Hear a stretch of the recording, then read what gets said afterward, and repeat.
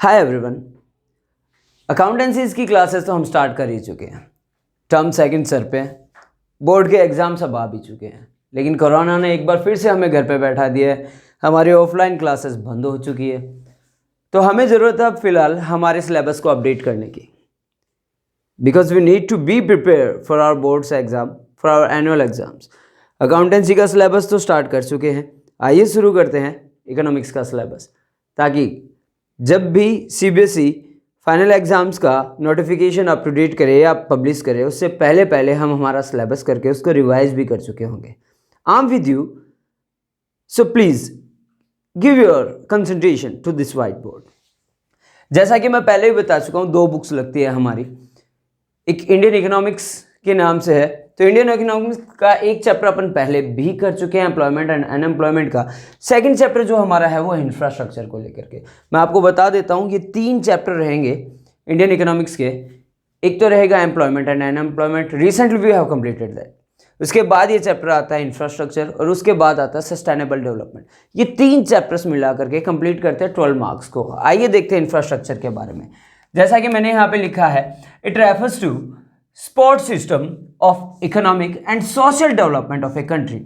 यानी कि कहा जाए तो इंफ्रास्ट्रक्चर वो मूलभूत ढांचा होता है किसी भी देश का, एक बेसिक स्ट्रक्चर होता है जो सपोर्ट करता है किसको, हमारे इकोनॉमिक यानी कि आर्थिक, जो करेंसी से रिलेटेड, फाइनेंशियल डिपार्टमेंट से रिलेटेड है, and social development. Social development में बहुत सारी चीज़ें इंक्लूड्स होती है, जैसे भी आप देख सकते हैं हेल्थ फैसिलिटीज़ है, एजुकेशन फैसिलिटीज़ है, हमारी काफ़ी सारी फैसिलिटीज़ को अगर हम देखें तो हाउसिंग फैसिलिटीज़ भी इसी का हिस्सा होता है सोशल डेवलपमेंट का। हमारा लिविंग स्टैंडर्ड भी सोशल डेवलपमेंट का हिस्सा है, SOL जिसे हम कहते हैं, स्टैंडर्ड ऑफ लिविंग। इंफ्रास्ट्रक्चर को आगे देखा जाए तो इंफ्रास्ट्रक्चर को 2 पार्ट्स में डिवाइड आउट किया गया है। एक है इकोनॉमिक इंफ्रास्ट्रक्चर और दूसरा है हमारा सोशल इंफ्रास्ट्रक्चर। इकोनॉमिक इंफ्रास्ट्रक्चर की अगर बात की जाए तो वो इंफ्रास्ट्रक्चर जो हमारी करेंसीज यानी हमारी इकोनॉमिक सिचुएशंस को डिस्क्राइब करता है, डिनोट करता है कि हमारी कंट्री की या किसी भी देश की इकोनॉमिक सिचुएशंस कैसी है, उसकी GDP ग्रोथ कैसी है, उसकी पर पर्सन इनकम कैसी है, हमारे पर पर्सन पर कैपिटा एक्सपेंडिचर्स कितने हैं, पर कैपिटा इनकम कितने हैं। आइए देखते हैं इकोनॉमिक इंफ्रास्ट्रक्चर के बारे में। यानी कि सच एलिमेंट्स, यानी वो elements which serve as a driving force, जो एक ड्राइविंग फोर्स का काम करते हैं किस चीज़ को लेकर के, प्रोडक्शन एक्टिविटीज़ को लेकर के। ध्यान रखिएगा, this is most important word of this definition, यानी ऐसे एलिमेंट्स जो ड्राइविंग फोर्स का काम करे किसमें, प्रोडक्शन एक्टिविटीज़ को लेकर के। हमारी इंडस्ट्रीज भी इसी में है, एनर्जी डिपार्टमेंट भी इसी का हिस्सा है, ट्रांसपोर्टेशन भी इसी का हिस्सा है। एक और चीज़ मैं यहाँ पे लिख देता हूँ, वो है हमारा कम्युनिकेशन।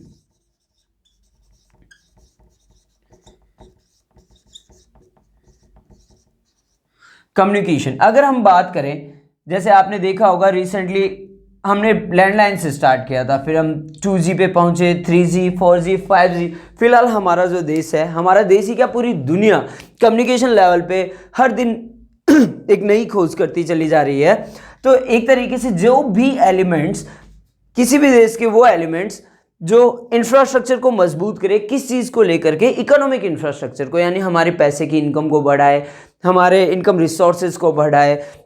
सोशल इंफ्रास्ट्रक्चर की बात करें तो ऐसे elements which serve as a driving force for social development of a country. Social development की बात करें तो मैं ऑलरेडी टोल्ड यू, पहले भी बता चुका हूं आपको, जिसके अंदर हमारे एजुकेशन फैसिलिटीज़ है, हेल्थ फैसिलिटीज़ है, हाउसिंग फैसिलिटीज़ है। अगर आप देखें, अगर कोई भी देश तरक्की करता है, उन्नति करता है, तो ऑब्वियसली उसको काफ़ी सारी फैसिलिटीज़ देखने को मिलती है। आज एक बार आप खुद को देखिए, अपने आसपास की चीज़ों को देखिए, अपने ग्रैंड पेरेंट्स से पता करिए, क्या आज से 20 साल पहले जहां हम रह रहे हैं उनकी कंडीशन वैसी ही थी?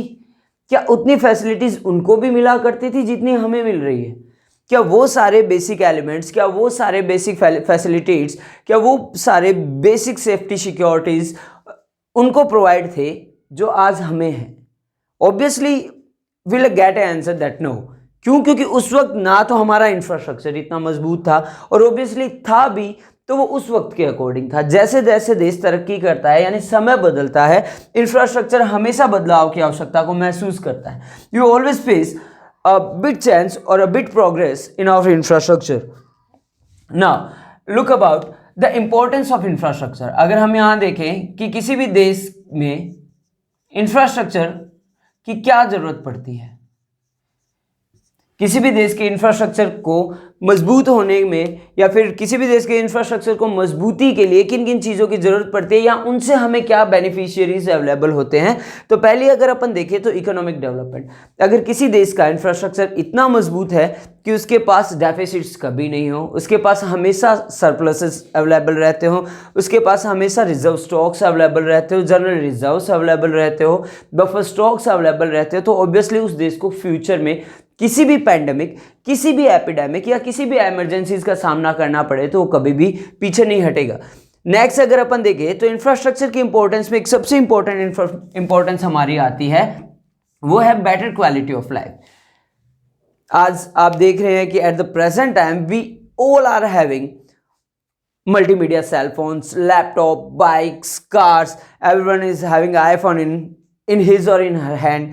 हर किसी के हाथ में आईफोन 12, आईफोन 11, ये सारे फैसिलिटीज अवेलेबल रहती है। क्या आज से ठीक 20 साल पहले, 30 साल पहले ऐसा था? नहीं, कभी नहीं हुआ। ऑब्वियसली मैं भी जब मेरे स्कूल टाइम में था तो completely I remember I bought my first cell phone, that was keypad cell phone in 2012। आज मैं ये देखता हूँ कि यार 2012 in 2007 when I was in 12th standard, जब मैंने 12th स्टैंडर्ड में फ़ोन लिया था तो कीपैड फ़ोन था। आज मैं उन दिनों को याद करता हूँ तो ऑब्वियसली उस वक्त में उन कीपैड फ़ोन्स की प्राइसेस इतनी हाई थी, और उन्हीं प्राइसेस की कंपैरिजन में देखें तो आज एक अच्छा multimedia cell phone, android cell phone हमारे सामने मार्केट में अवेलेबल है। तो हर दिन क्या होता जा रहा है, हमारे स्टैंडर्ड ऑफ लिविंग में प्रोग्रेस होती जा रही है, नई नई टेक्निक्स हमारे सामने आती जा रही है, फैसिलिटीज़ हमारे सामने आती जा रही है। ये सारी किसका हिस्सा है? इंफ्रास्ट्रक्चर का ही हिस्सा है। Next, if you need to look for the better employment, obvious सी बात है कि अगर किसी देश का इंफ्रास्ट्रक्चर सॉलिड होगा तो वो देश ईजिली सभी को एम्प्लॉयमेंट प्रोवाइड भी करवा पाएगा।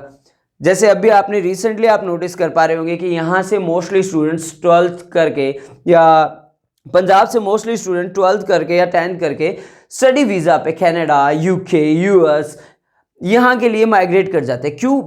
अगर हम देखें कि वहाँ पर population criteria near about only 5 to 6 crore है और एरिया वाइज वो इंडिया से डबल है, तो ऑब्वियसली रिसोर्सेज भी काफ़ी अच्छे हैं वहाँ पर, इसीलिए तो लोग माइग्रेट करते हैं।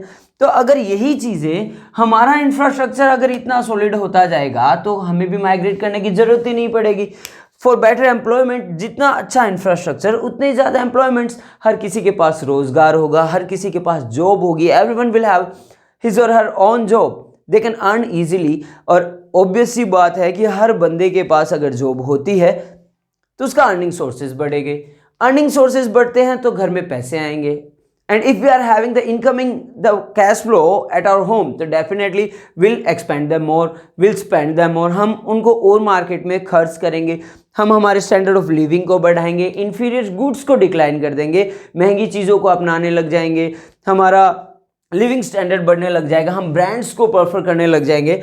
नेक्स्ट अगर देखें तो इंडस्ट्रीज इन्वेस्टमेंट, ये काफ़ी इंपॉर्टेंट कीवर्ड है, इंडस्ट्रीज इन्वेस्टमेंट। जैसा कि आप सभी जानते हैं, India is a huge market in all around the world. अगर पूरी दुनिया की अर्थव्यवस्था में देखें तो इंडिया का मार्केट ही एक ऐसा मार्केट है जहाँ पे हर एक कंट्री इन्वेस्ट करना चाहती है, because we are having a huge bulk of consumers. हमारे पास कंज्यूमर्स इतने हैं, उनकी चॉइसेस इतनी हैं, उनकी चॉइसेस के अकॉर्डिंग उनके लाइक्स और डिसलाइक्स इतने हैं कि जितने भी यहाँ पर कंपनीज इन्वेस्ट करना चाहें वो कर भी पाएगी और अपने टारगेट्स को भी अचीव कर पाएगी। तो ऑब्वियसली अगर हमारा इंफ्रास्ट्रक्चर सॉलिड होता जाएगा तो लोग, बाकी कंट्रीज या बाकी दूसरे देशों के लोग भी क्या करेंगे, हमें इन्वेस्ट करेंगे, उस इन्वेस्टमेंट्स के पीछे हमारा फ़ायदा होगा। इमेजिन करिएगा, बाहर की कोई कंपनी या एमएनसीज में से कोई भी एक एमएनसी यहाँ पर अपना एक प्लांट जनरेट करती है, वो यहाँ पर प्लांट लगाएंगे, फैक्ट्री एस्टैब्लिश करेंगे, तो जॉब तो हमें ही मिलेगी। ये तो है नहीं कि वो लेबर बाहर से लेकर आएंगे, हमारे लोगों को जॉब मिलेगी, हमारे रॉ मटेरियल्स कंज्यूम होंगे, जिससे ऑब्वियसली इन्वेस्टमेंट बढ़ेगा तो साथ के साथ में हमारी जॉब एम्प्लॉयमेंट्स बढ़ेगी। नेक्स्ट अगर देखें फॉर बेटर आउटसोर्सिंग, ये बात आती है इंपोर्ट एंड एक्सपोर्ट्स को लेकर के।